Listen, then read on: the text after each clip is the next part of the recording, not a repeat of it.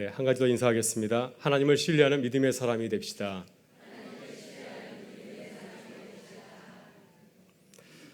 네, 바울 사도는 로마서 1장부터 3장까지 새로운 복음을 이렇게 천명을 하고 있습니다. 우리는 율법의 행위로 구원을 받는 것이 아니라 예수 그리스도 안에 나타난 하나님의 의를 믿는 믿음으로 구원에 이릅니다. 그래서 전혀 다른 새로운 믿음에 대해서 말씀을 하고 있습니다. 사도 바울의 이 구원론을 한자성어로 이신층이라고 합니다. 영어로는 justification by faith 하죠. 그래서 믿음으로 구원에 이른다, 믿음으로 의롭게 된다 하는 뜻을 담고 있습니다.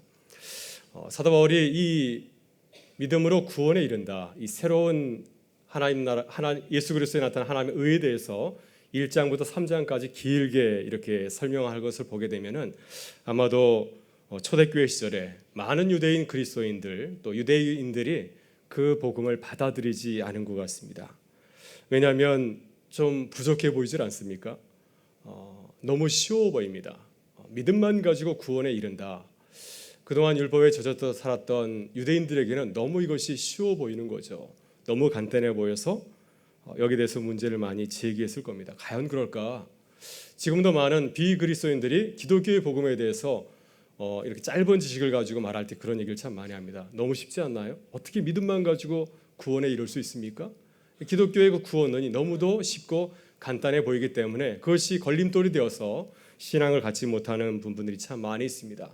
아마도 우리의 사람의 본성 가운데는 우리를 좀 드러내고 싶은 마음이 있는 것 같아요. 내가 좀 근사해야, 내가 좀 좋은 선행을 베풀어야 하나님께서 나를 보시고 구원해 주지 않을까, 이런 기대를 하기 때문에 또 많은 사람들이 수행을 하는 그런 것을 더 사모하는지를 모르겠습니다. 바울 당시에도 교회 내부에서 바울이 전하는 기독교의 복음에 대한 저항이 상당히 있었습니다. 이 사도행전과 바울 서신을 보게 되면은 이 사도 바울을 늘 따라다니는 붙박이 같은 사람들이 있었습니다. 그래서 이들이 늘 괴롭히곤 하였죠. 이들은 바울을 따라다니면서 이신칭의의 그 복음을 갖다가 늘 반박을 하였습니다. 그것만은 부족하다. 어떻게 믿음만 가지고 구원에 이를 수 있는가? 좀 행위도 좀 해야지, 율법도 좀 지켜야지 구원에 이를 수 있다. 이러한 것을 주장하곤 하였습니다. 왜냐하면 그들은 율법 준수하는 것을 아주 생명처럼 여겼거든요. 평생을 그렇게 지켜왔는데 어느 날 갑자기 그 율법보다도 믿음만 가지면 구원에 이를 수 있다라고 하는 말을 들었을 때 쉽게 수용할 수 없었을 것입니다. 또 이스라엘의 역사를 바라보게 되면은 많은 유대인들은 이렇게 생각하였습니다. 왜 우리가 이렇게 순환의 역사를 겪게 되었는가? 우리가 하나님의 백성인데 왜 우리 민족이 많은 순환과 고난을 겪게 되었는가? 바로 그것은 우리가 하나님의 말씀을 잘 지키지 않았기 때문에 나라를 잃고 또 포로 생활까지 하지 않았는가 하는 생각을 하게 되어서 그들이 특별히 바벨론 포로 시절에 율법을 굉장히 사랑하고 또 사모하게 되었고, 또 그 시절에 이 율법 준수를 생명처럼 여기는 바리새파도 이렇게 생겨나게 되었습니다. 그러나 기독교는 유대교라는 그 바운더리 안에서 시작하였지만은 새로운 복음을 이렇게 말하고 있습니다. 바로 오직 의인은 믿음으로 말미암아 살리라, 이 말씀을 증거하고 있습니다. 예수 그리스도의 십자가에 나타난 하나님의 의를 믿는 그 믿음으로 우리 사람들은 구원에 이룰 수 있다, 이렇게 말하고 있습니다. 그래서 우리는 율법의 행위보다도 믿음의 중요성을 강조하고 있습니다. 이것이 이제 유대인들에겐 걸림돌이 되었고, 또 나중에는 유대교와 기독교가 나누게 된 중요한 그 시발점이 바로 이 믿음과 율법의 행위의 다른 강조점이었다고 볼 수가 있습니다. 오늘 바울 사도는 이 이신칭의 복음을 아브라함을 통하여서 새롭게 이제 설명을 하고 있습니다. 유대 랍비들이 주로 사용하는 성경 주석 방법이, 그들이 말씀을 전할 때 주로 사용하는 성경 방법을 미드라시 성경 주석이라고 하는데, 바로 그것은 성경 말씀을 통하여서 이 새로운 사실들 갖다 설명이 나가는 것입니다. 그래서 오늘 본문을 보게 되면은 이 바울 사도도 이신칭의의 그 복음의 그 내용을 지금까지는 이론적으로 설명하였는데, 이제는 4장에서는 아브라함의 그 삶을 통하여서 정말로 이신칭의 그 복음이 정말 진짜인가 하는 것을 우리에게 말씀을 하고 있습니다. 바울 사도가 이 아브라함을 이신칭의의 복음의 증거로 삼은 네 가지를 잠깐 저희가 먼저 살펴볼 수 있는데요. 첫 번째로 이 이신칭의의 그 복음은 전혀 새로운 것이 아니라고 하는 것입니다.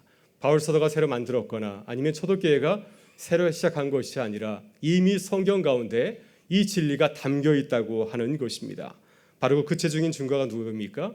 바로 이 아브라함의 이야기 속에 담겨 있다고 이렇게 말씀을 하고 있습니다. 그래서 아브라함을 증거로 삼은 것입니다.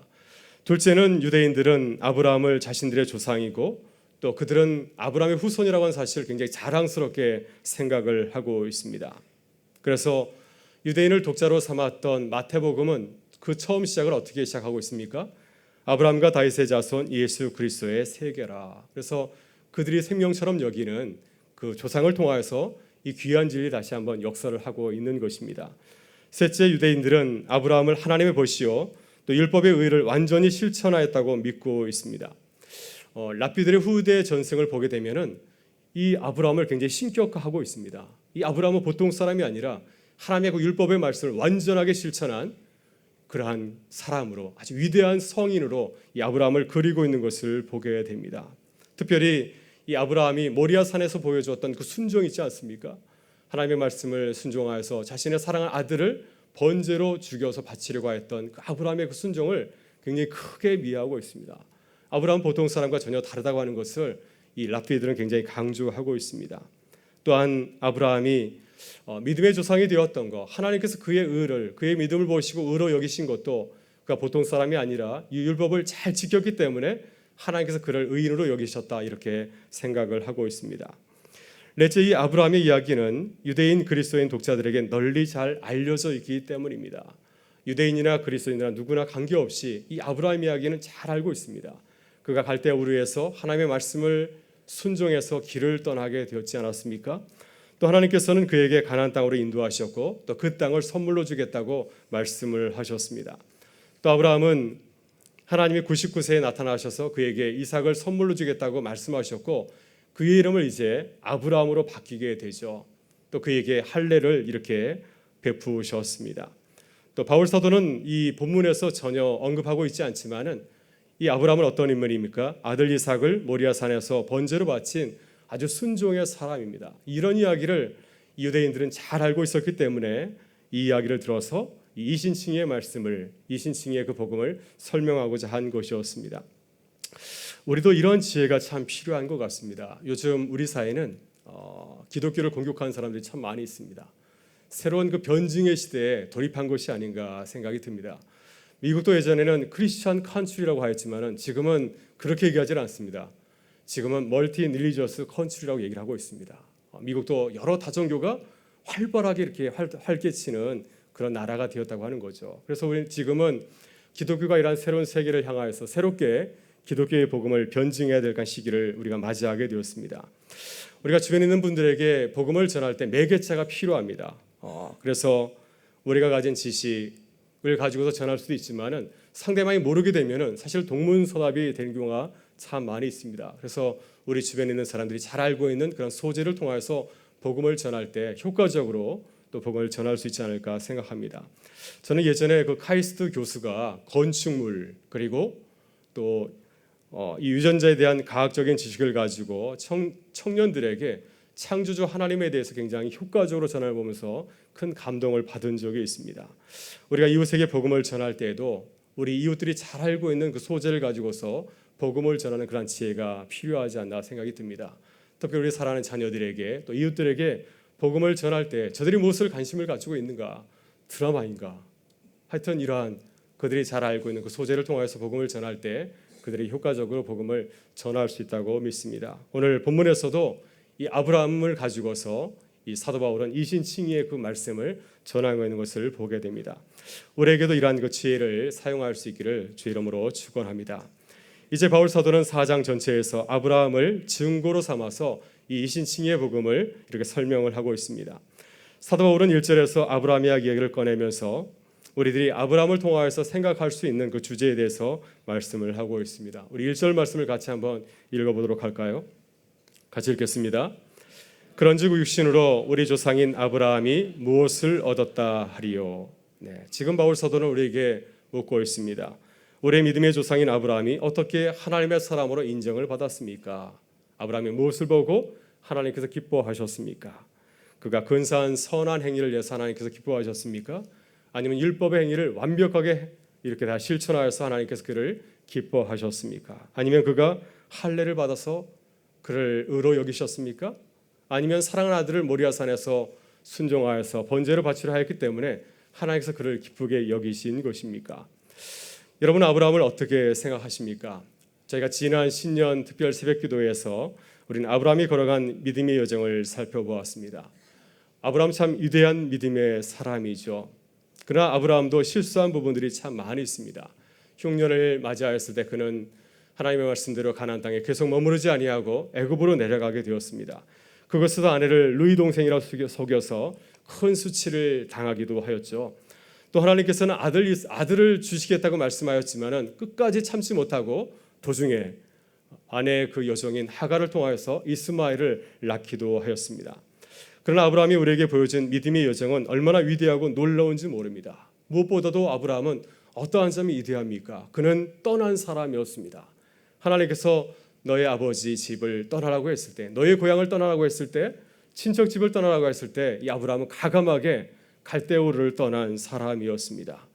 또 그는 하나님께서 그에게 계획하였던 그 계획들을 끝까지 순종하여서 큰 믿음의 사람으로 성장해 가는 것을 보게 됩니다. 그래서 이 아브라함이 모리아산에서 자신의 아들을 바친 것은 어느 한순간에 이루어진 것이 아니라 그가 하나님의 말씀을 따라서 끝까지 한 걸음 한 걸음 스텝 바이 스텝으로 따라갔기 때문에 그 믿음의 경지에 이르게 된 것입니다. 우리는 솔직히 성경을 통하여서 아브라함의 위대함을 발견하고 도전을 받습니다. 이것은 우리들이 아브라함을 통하여서 인정해야 될 부분입니다. 사도 바울도 아브라함의 그러한 위대한 점을 알기 때문에 우리에게 다시 묻는 것이죠. 4장 1절을 다시 보시면 이렇게 묻고 있습니다. 그런즉 육신으로 우리의 조상인 아브라함이 무엇을 얻었다 하리요. 이렇게 아브라함이 위대한 믿음의 사람인데 그가 어떻게 하나님에게서 인정을 받았습니까? 우리에게 묻고 있습니다. 과연 아브라함이 왜 하나님으로부터 인정을 받았습니까? 그의 행위 때문입니까? 아니면 그의 믿음 때문입니까? 다시 한번 우리에게 이렇게 묻고 있습니다. 오늘 본문에서 바울 사도가 아브라함을 통해서 증거하는 복음은 무엇입니까? 첫째, 우리는 자랑할 것이 아무것도 없다고 하는 것입니다. 하나님께서는 우리의 행위를 보시고 우리를 의롭다고 인정하시는 것이 아니라 우리의 믿음을 보시고 우리를 의롭다고 말씀을 하십니다. 오늘 이것이 사도 바울이 아브라함을 통해서 우리에게 말씀하시는 복음의 내용입니다. 우리 같이 본문 2절과 3절의 말씀을 다시 한번 읽어보도록 하겠습니다. 같이 읽겠습니다. 만일 아브라함이 행위로서 의롭다 하심을 받았으면 자랑할 것이 있으려니와 하나님 앞에서는 없느니라. 성경이 무엇을 말하느냐? 아브라함이 하나님을 믿음에 그것이 그에게 의로 여겨진 바 되었느니라. 아멘. 2절의 말씀을 가만히 묵상해 보게 되면은 유대인들은 이렇게 생각을 하였습니다. 아브라함의 믿음의 조상이 된 것은 행위로서 자랑할 만한 것이 있기 때문이라고 하는 것입니다. 하나님께서 아무나 믿음의 조상으로 삼아 주시는 것이 아니죠.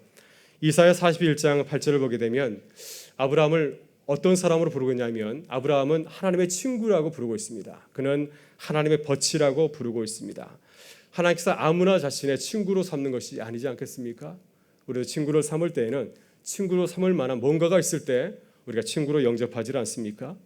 그래서 아브라함도 무언가 다른 사람과 다르기 때문에 하나님께서 그를 하나님의 친구로 삼았다고 이렇게 생각할 때가 참 많이 있습니다. 그렇기 때문에 아브라함은 하나님 앞에서 자랑할 것이 충분히 있다고 우리는 생각할 때가 많이 있습니다.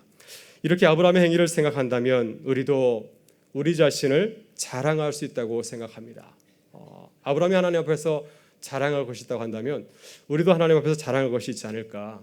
우리도 아브라함처럼 선한 행위를 잘한다면, 우리도 믿음의 사람이 된다면, 순종의 사람이 된다면 하나님 앞에서 얼마든지 우리의 의를 자랑할 수 있지 않을까? 이런 마음이 우리 안에 참 있는 것을 보게 됩니다. 그러나 사도 바울은 아브라함이 하나님 앞에서 자랑할 것이 전혀 없다고 말하고 있습니다. 그 이유를 창세기 15장 6절 말씀에서 찾고 있습니다. 본문 4절의 말씀입니다. 이렇게 증거하고 있습니다. 성경이 무엇을 말하느냐? 아브라함이 하나님을 믿음에 그것이 그에게 의로 여겨진 바 되었느니라. 창세기 15장의 말씀은 아브라함이 아들이 없을 때 일어난 에피소드이죠. 아브라함이 이제 나이가 들어가고 있습니다. 하나님 말씀에 순종하여서 갈대우로도 떠나게 되었고 이제 가나안에 정착해서 어느 정도 삶의 지경이 평안해졌는데 자신의 모습을 돌아보니까 한 가지 부족한 것이 있습니다. 하나님이 다 주셨는데 딱 한 가지를 안 주셨습니다. 무엇이냐면 아들을 주지 않았습니다. 너무 속상한 거죠. 그래서 하나님께 하소연합니다. 하나님이 저에게 아들을 주지 않으셨으니 제가 어떻게 하겠습니까? 내가 부리는 종들 가운데서 믿을 만한 사람 하나를 택하여서 내 양자로 삼겠습니다. 그것이 하나님의 뜻이라면 내가 그렇게 하겠습니다. 하나님한테 때를 쓴 거죠. 그때 하나님께서 그에게 감동을 주십니다. 밖으로 나와보노라. 그래서 장막 밖으로 나갔을 때 하나님께서 그에게 하늘을 쳐다보게 하시고 말씀하십니다. 하늘을 쳐다보아라. 너희 자녀들이 이와 같이 될 것이다. 그러니 염려하지 말라. 이렇게 말씀하십니다. 지금 아브라함은 아들 하나 없는데 그의 자녀가 하늘의 별처럼 많아질 것이라고 하는 겁니다. 만약 저라면은 웃었을 것 같습니다. 아니 그렇게 많이 필요하지 않고 딱 하나만 필요합니다. 이렇게 말씀했을 것 같은데 본문에서는 이 중간중간에 있었던 얘기는 전혀 없습니다. 중요한 사실 한 가지, 아브라함은 그것을 믿음으로 받아들였다고 하는 거죠. 하나님 그렇습니까? 제가 그 말씀을 믿겠습니다. 그때 하나님께서 그의 마음을 아시기 때문에 그의 믿음을 보시고 기뻐하시고 그를 의로 여기셨다고 말씀을 하고 있습니다. 바로 이것이 하나님께서 아브라함을 의롭다고 인정하신 순간이죠. 따라서 아브라함이 의롭다고 인정을 받은 것은 하나님께서 그의 믿음을 보시고 기뻐하셨기 때문입니다. 아브라함의 행위가 뛰어나서가 아니라 하나님께서 보시고 그가 참 예뻐 보였기 때문에 그를 의로 여기셨다고 하는 것이죠. 그렇기 때문에 아브라함은 자신의 의를 자랑할 것이 못 됩니다. 아브라함이 기뻐할 것은 뭡니까? 나의 믿음이 참 작은데 하나님께서 나를 기뻐하시고 나를 의로 여기셨구나 하면서 하나님의 은혜를 자랑하는 것, 바로 이것이 아브라함이 할 수 있는 것인 줄 믿습니다. 여러분, 이 민수기 25장을 보게 되면 또 하나의 의로 여기신 사건이 나오게 됩니다. 이스라엘 백성들이 광야에서 어떤 일이 있었냐면 모압 사람들과 더불어서 음행을 저지르게 되었습니다. 그로 인해서 이제 이스라엘 진이 더럽혀진 것이죠.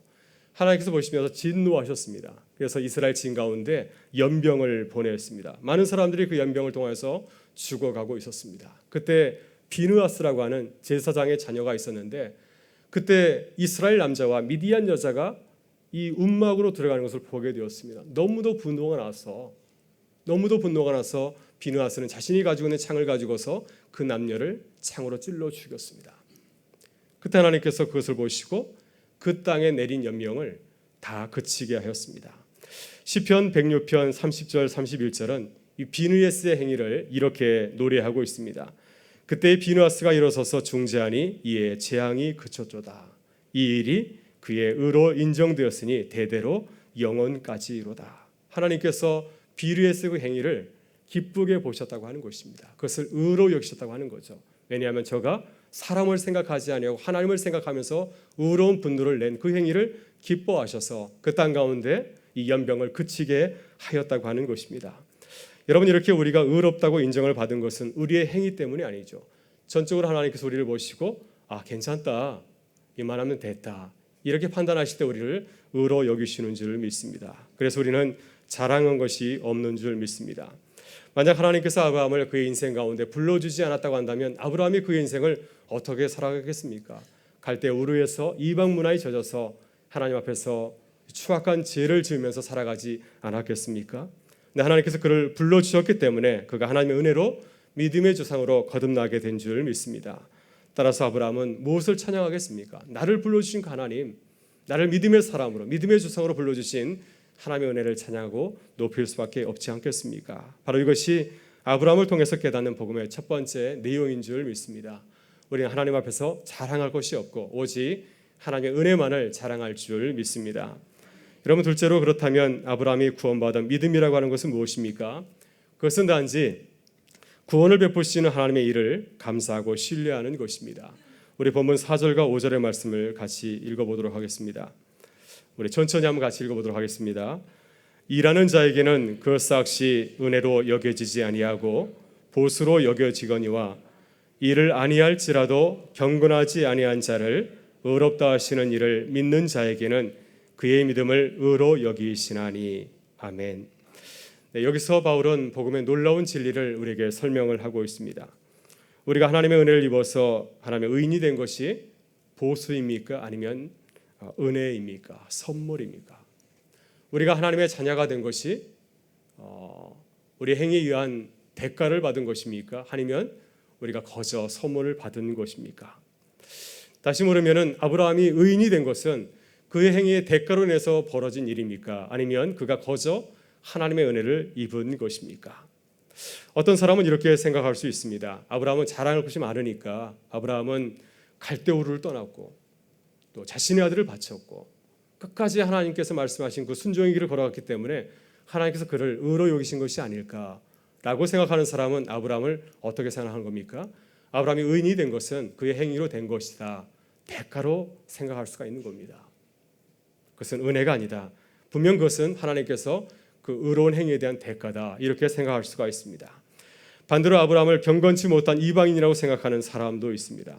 그 사람에게 아브라함은 그가 하나님의 의를 입은 것이 대가가 아니라 선물이라고 생각합니다. 왜냐하면 아브라함은 하나님께 이렇게 의인으로 칭함을 받을 만한 그런 모습이 아니었는데 아내를 누이 동생이라 속이고 또 하갈을 통해서 이스마엘을 낳았고 하나님 앞에서 부끄러운 죄를 많이 지었기 때문에 하나님께서 그를 의인으로 여기신 것은 그것은 대가가 아니라 선물이라고 생각할 수가 있습니다. 오늘 우리는 우리 자신을 어떻게 생각합니까? 우리가 이렇게 잘 사는 거, 아무런 문제 없이 잘 사는 거, 이렇게 수요일에도 건강해서 주의 전에 나올 수 있는 거, 이것은 우리 행위에 대한 보수인가요? 아니면 하나님께서 우리에게 거저 주신 은혜인가요? 선물인가요? 우리 자신을 바라보면서 내가 이렇게 잘 사는 것은 보수입니까? 아니면 선물입니까? 한번 스스로 이렇게 물어보실 수 있기를 바랍니다. 오늘 바울이 이 아브라함을 통해서 이렇게 묻고 있습니다. 여러분, 예수님께서는 마태복음 20장에 나오는 포도 품꾼 비유를 통해서 이 진리를 다시 한번 우리에게 쉽게 말씀해 주고 있습니다. 두 부류의 포도 품꾼들이 있었죠. 이 포도 품꾼이 마음이 좋아서 이른 새벽부터 이 포도 문 닫기 전까지 6번에 걸쳐 나가서 많은 포도 품꾼들을 불러와서 그들이 포도원에서 일하게 하였습니다. 그리고 그들 모두에게 다 하루 품삯인 한 데나리온을 이렇게 나누어 주었습니다. 그런데 그 품삯을 받았을 때 두 부류의 사람들이 있었습니다. 먼저 온 품꾼들은 자신들에게 똑같이 하루 품삯인 데나리온을 주었다고 불평하였습니다. 그러나 나중 온 품꾼들은 어떻게 하였습니까? 감동하였습니다. 우리는 1시간밖에 일하지 않았는데 우리도 똑같이 한 데나리온을 주는구나 하면서 주에 감동하고 감격하였습니다. 자신의 행위를 자랑하는 사람들에게 그 품삯은 보수였습니다. 그것은 주인이 나에게 은혜를 베푼 것이 아니라 내가 하루 종일 일했기 때문에 주인이 나에게 줬다고 그들은 당당하게 생각하고 더 많이 줄 것을 요구를 하였습니다. 그러나 그에 비해서 1시간밖에 일하지 못한 사람들은 그 품삯이 보수가 아니었습니다. 나는 이 보수를 받을 사람이 아닌데 주인이 나를 사랑해서 한 데나리온을 준 것입니다. 그것은 나에게 은혜요 선물이었습니다. 하나님 앞에서 우리의 모습도 그렇습니다. 우리가 자랑할 것이 많으면 하나님 앞에서 당당하죠. 내가 누리는 것을 보수라고 생각합니다. 내가 신앙생활 잘하니까 하나님께서 내게 주신 것이지 이렇게 생각하죠. 내가 자랑할 것이 없으면 주님이 내게 주시는 것은 은혜요 선물입니다. 나는 도저히 하나님 앞에 설 수 없는데 주님께서 나에게 놀라운 은혜를 부어주신다고 생각할 때 그것은 우리에게 은혜가 되고 선물이 되는 것은 아니겠습니까? 여러분, 따라서 복음은 누구에게 주어집니까? 아브라함처럼 하나님께서 내게 주시는 것을 감사하고 신뢰하는 사람들에게 주어주는 줄 믿습니다. 사도 바울처럼 나를 자랑하지 아니하고 나의 모든 것은 하나님의 은혜입니다. 이렇게 감사 나가는 자들에게 하나님의 나라가 임하고 하나님의 은혜가 임하는 줄 믿습니다. 우리는 늘 하나님의 은혜에 감사할 수 있기를 바랍니다. 또 하나님께서 하시는 일을 기대하고 신뢰할 수 있기를 바랍니다. 그럴 때 주님께서 우리에게 보수가 아니라 선물로서 또 은혜로서 많은 은혜를 부어주시리라 믿습니다. 마지막으로 바울은 이러한 믿음을 소유한 사람으로 이 다윗을 증거로 제시를 하고 있습니다. 오늘 본문 6절부터 8절의 말씀을 마지막으로 읽어보도록 하겠습니다. 같이 읽겠습니다. 일한 것이 없이 하나님께 의로 여기심을 받는 사람의 복에 대하여 다윗이 말한 바 불법이 사함을 받고 죄가 가려짐을 받는 사람들은 복이 있고 주께서 그 죄를 인정하지 아니하실 사람은 복이 있도다 함과 같으니라. 아멘. 네, 오늘 본문에 나온 7절과 8절에 나오는 말씀은 다윗이 지은 시편 32편의 말씀입니다. 이 시에서 시인인 다윗은 자신이 그 지은 죄를 고백하고 있습니다. 나는 하나님 앞에서 죄인입니다. 나는 하나님 앞에서 부끄러운 죄를 범한 죄인입니다. 고백하고 있습니다. 그런데 하나님께서 자신의 그 모든 죄악을 조건 없이 용서해 주었다고 감사하고 찬양하고 있습니다. 여러분, 우리가 아는 대로 이 다윗은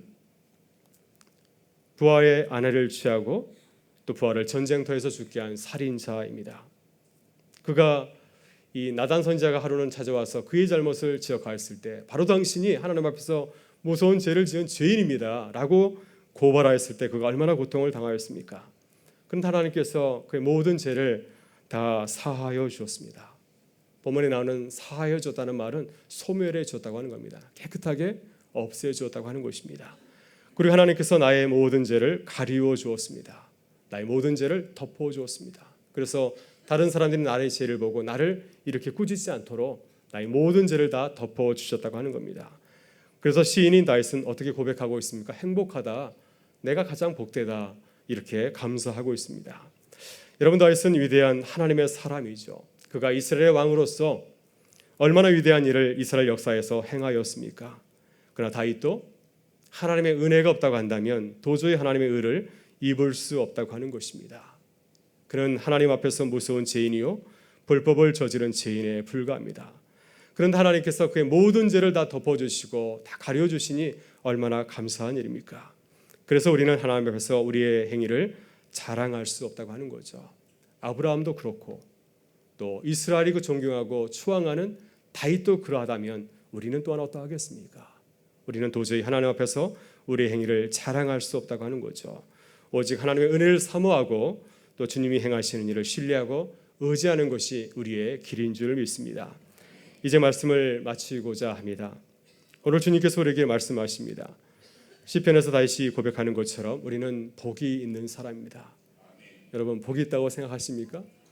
네, 우리는 참 복이 있는 사람입니다. 왜냐하면 하나님께서 우리의 작은 믿음을 보시고 참 좋다, 넌 참 신실하다 이렇게 칭찬해 주시기 때문이죠. 또 하나님께서 우리의 죄를 꾸짖지 아니하시고 우리의 죄를 사하여 주시고 또 우리의 죄를 가리워 주기 때문인 줄 믿습니다. 오늘 이 밤에 저희가 함께 기도할 때 아브라함을 불러주셨던 그 하나님, 또 다윗과 함께 하셨던 그 하나님을 우리가 만나고 또 경험할 수 있기를 바랍니다. 그래서 우리 하나님 앞에서 우리를 자랑하는 것이 아니라 우리를 불러주신 하나님께 감격하는 시간이 되기를 간절히 바라고요. 또 우리가 지금 그 모든 죄를 십자가의 보혈의 피로 다 속량해 주신 주님의 은혜를 생각하면서 은혜로 주님 앞에 나가는 복된 기도의 밤이 될 수 있기를 주의 이름으로 축원합니다. 우리 함께 기도하시겠습니다. 참 좋으신 아버지 하나님,